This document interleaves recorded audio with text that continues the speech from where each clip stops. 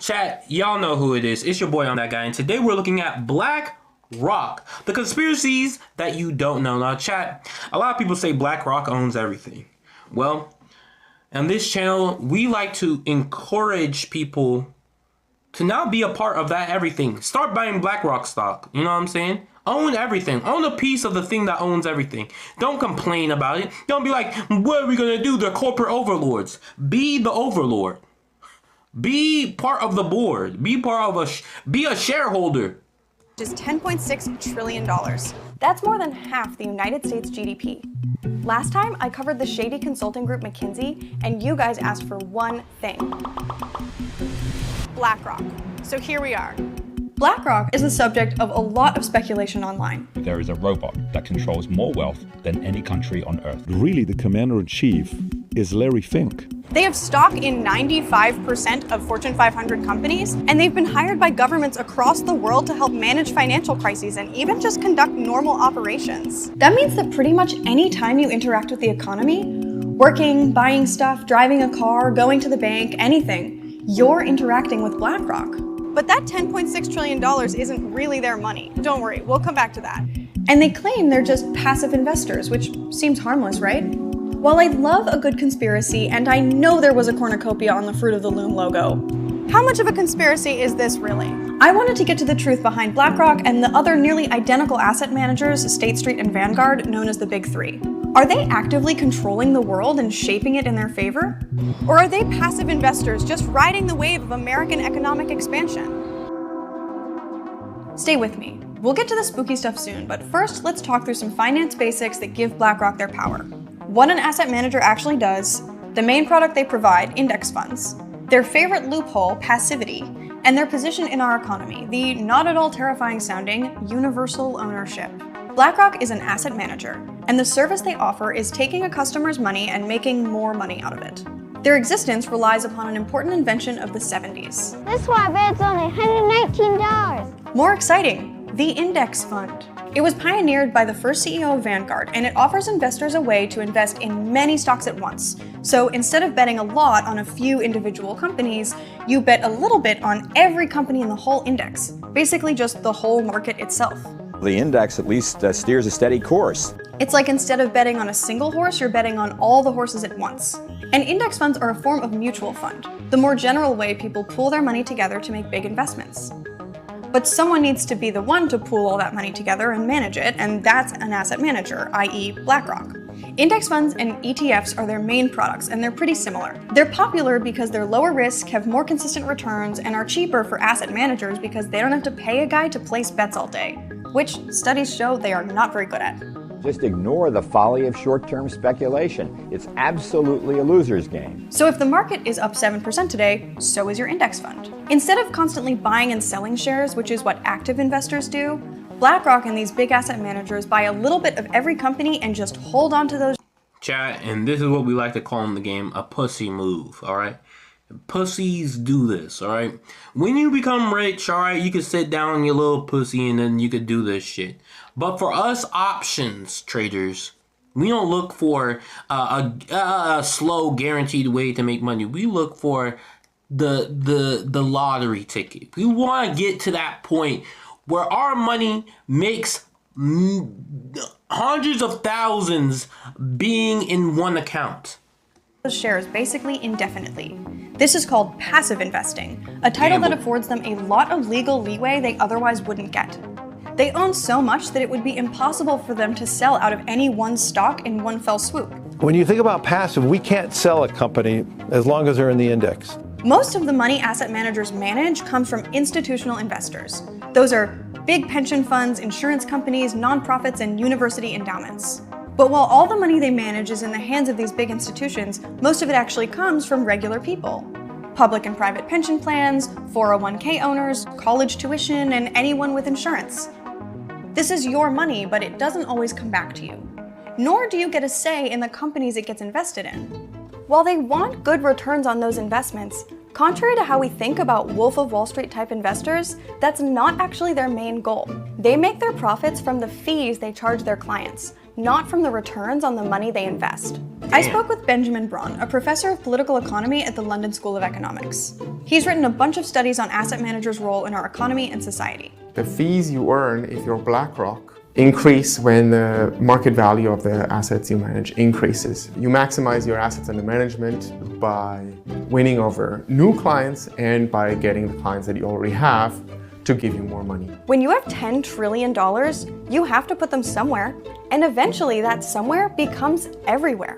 Universal ownership refers to holding shares in the entire universe of firms listed on the stock market. The big three asset managers, BlackRock, Vanguard, State Street, hold a sizable but still relatively small stake in all listed corporations. BlackRock is a 3 to 10% shareholder in all of these companies. This may not sound like a lot, but it's enough that selling all of it at once would likely crash that entire stock, kind of locking them into the whole not selling passive thing. 5% in any individual company is actually very significant because if and when shareholdership is dispersed, 5% makes you, in all likelihood, the single largest shareholder in that company.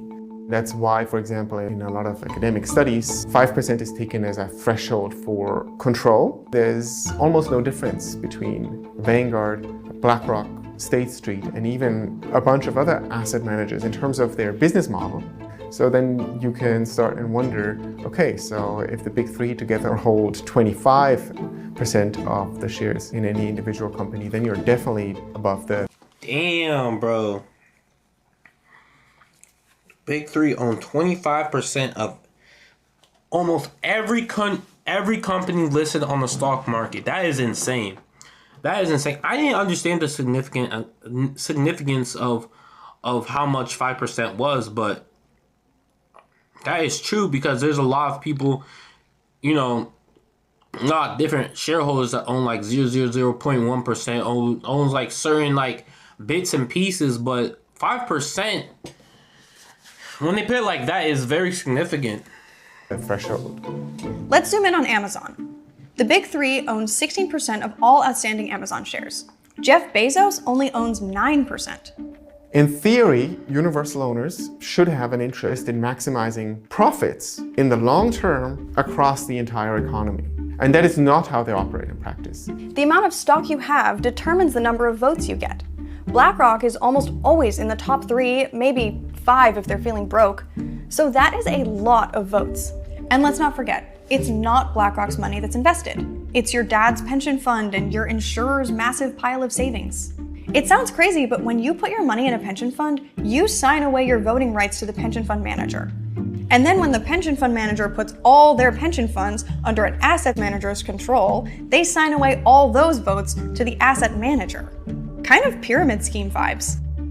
And how do they actually use those votes? A 2017 study found that asset managers almost always voted with what the company executives recommended. And why are they always voting with company management? Back in the 80s, company managers used to spend company money on company things, like corporate jets, fancy offices, or occasionally paying their employees. And this made the investors sad because they wanted those profits. So they started offering company managers, in addition to bonuses and benefits, stock options. Executives' total pay was now forever tied to how much the company made. They can push managers, corporate managers, to act more in the interest of shareholders, meaning in the interest of corporate profits, and do more to maximize corporate profits. This funnels money back to investors who now include management and away from any hope of making companies work better or including employees in the profits that their labor created. Back in the day, like my grandparents' day, more regular people had stocks, and the idea was that every shareholder could vote on things like board elections, mergers and acquisitions, executive compensation, and once in a while, wages. Sort of like democracy for people with disposable income. Government is the people's business, and every man, woman, and child becomes a shareholder with the first penny of tax paid. In 1945, 94% of stocks were owned by households, but that's not really how it works anymore. Today, households have more like 40% of the stock market, and about half of that belongs to the top 10%. That's insane. That is actually insane. Today, the top 1% own 50% of corporate equity and mutual fund shares, while the top 10% own 86%. Did you think this yellow part was everyone else? Nope. The tiny green part on the bottom is the least wealthy half of Americans. You often hear this argument that what is good for shareholders is good for everyone because, especially in the US, where retirement assets are overwhelmingly invested in corporate equities, everyone is a shareholder. But that's simply not true. The bottom 50% virtually owns no shares at all. The vast majority of shares are held by the top 10%, and within that, even shareholdings are quite concentrated within the top 1%. And while the strategies corporations choose because asset managers vote for them affect everyone, they only benefit half the population even a little bit and frequently hurt the other half, those without any shares at all. Take the example of worker pay. BlackRock and other asset managers play a huge part in wage stagnation. If you're a corporation, you can increase profits only in so many ways, and you can always, in the short term, increase returns to shareholders by squeezing workers. So this kind of uber monopolization really hurts working people, consumers, and even small businesses. And this is where it gets interesting.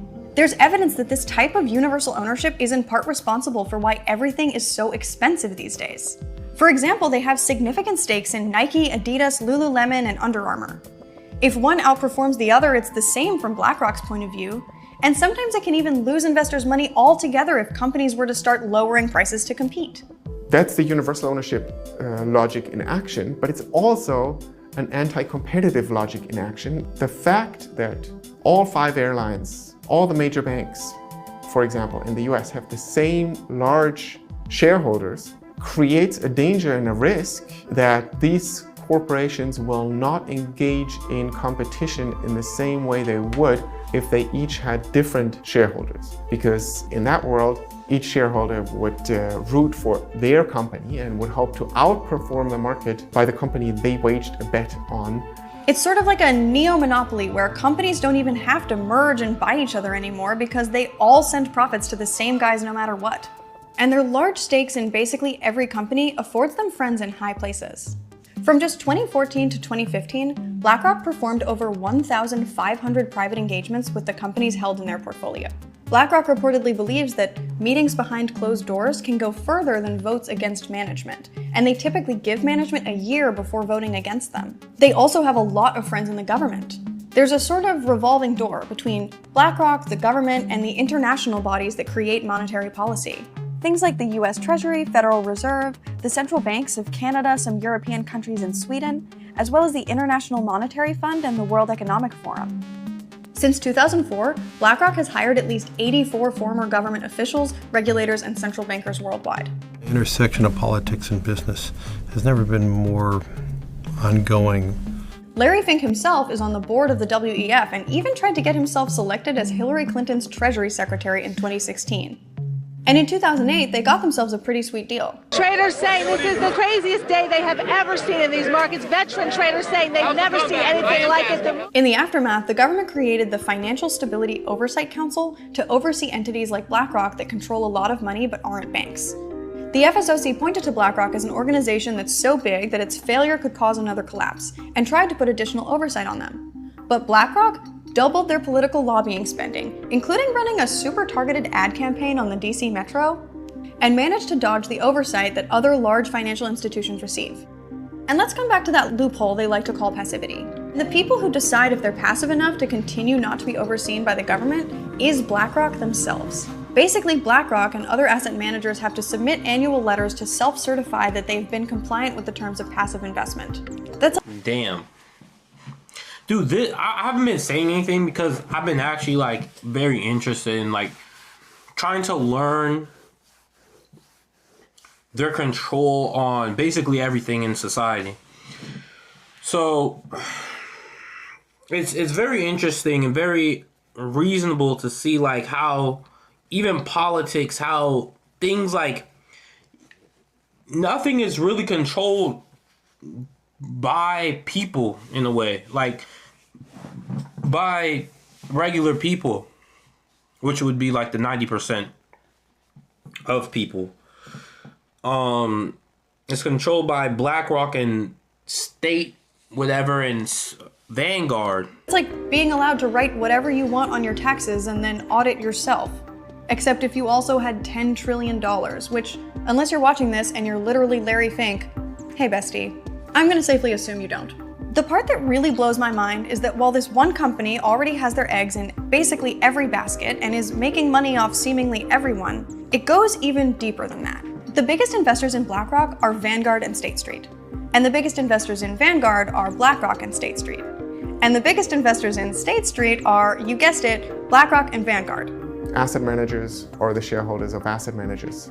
And this is true for all financial firms, and not only, in fact, for stock market listed firms, but private equity firms buying up private insurers. So the financial sector effectively owns itself.